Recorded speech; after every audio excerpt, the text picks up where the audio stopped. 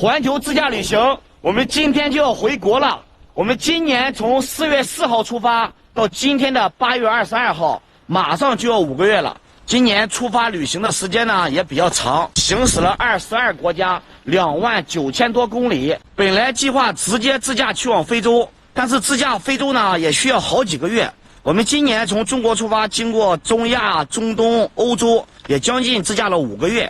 如果再直接自驾非洲的话，将近1年的时间，我们觉得时间太长，也想家里的孩子和父母，所以我和小仔就决定呢回国休息一段时间，也陪陪家里的父母和孩子。但是呢，我们就不把这个车直接开回去。如果把车子开回中国，再从中国把车子开回来，再去往非洲，这样的费用可能会多花好几万块钱。我就决定和小仔把这个车子放在意大利。我们坐飞机回去，我们的机票呢也买好了，一个人1900多块钱。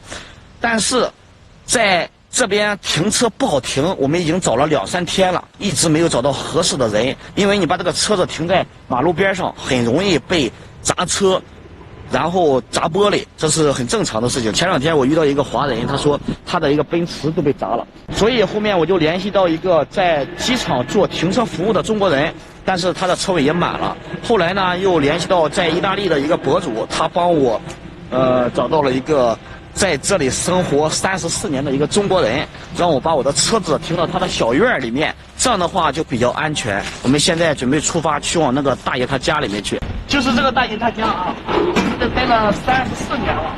谢谢您。大爷家这里有很大的院子。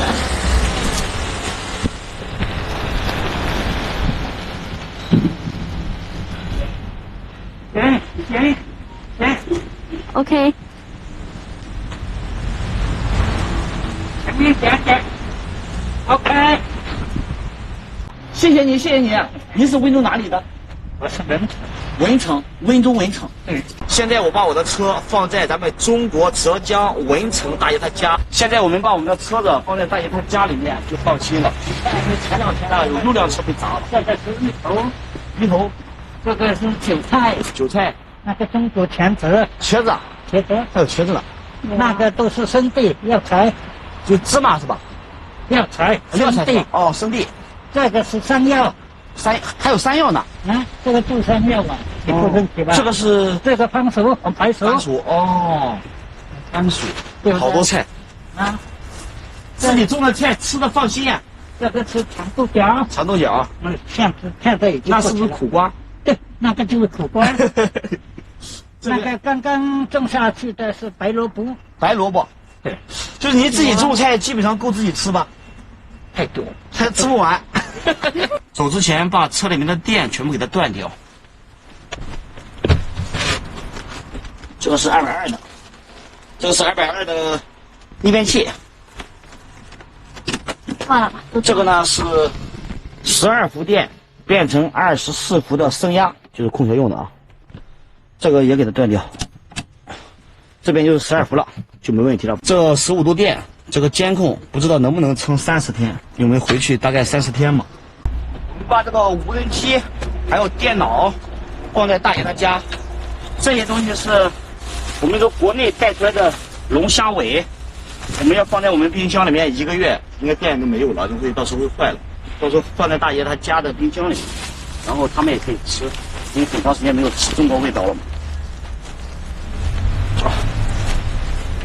大爷，我这个可以放在家里吗？无人机、电脑。现在就把这个钥匙和这个身份证交给大爷，因为这边万一有什么警察来查的话，大爷可以拿着东西给他们看看啊，没有问题。谢谢大爷了啊！从中国我给你带过来香烟，还有咱们中国的月饼啊，还有咱中国的石榴。别带。谢谢大爷啊，真的特别好，现在放心了啊！真的非常感谢这个胡大爷啊，谢谢胡大爷，谢谢啊，感谢啊，大爷，那我们走了啊，拜拜，谢谢。这个开关交给他了，这个呢就是留在意大利啊，这个哥帮我找到这个大爷啊。非常感谢这个哥，他现在送我去机场，我们到机场呢去找个酒店，明天一早，10点多就开始去机场啊。都是中国人，感谢啊。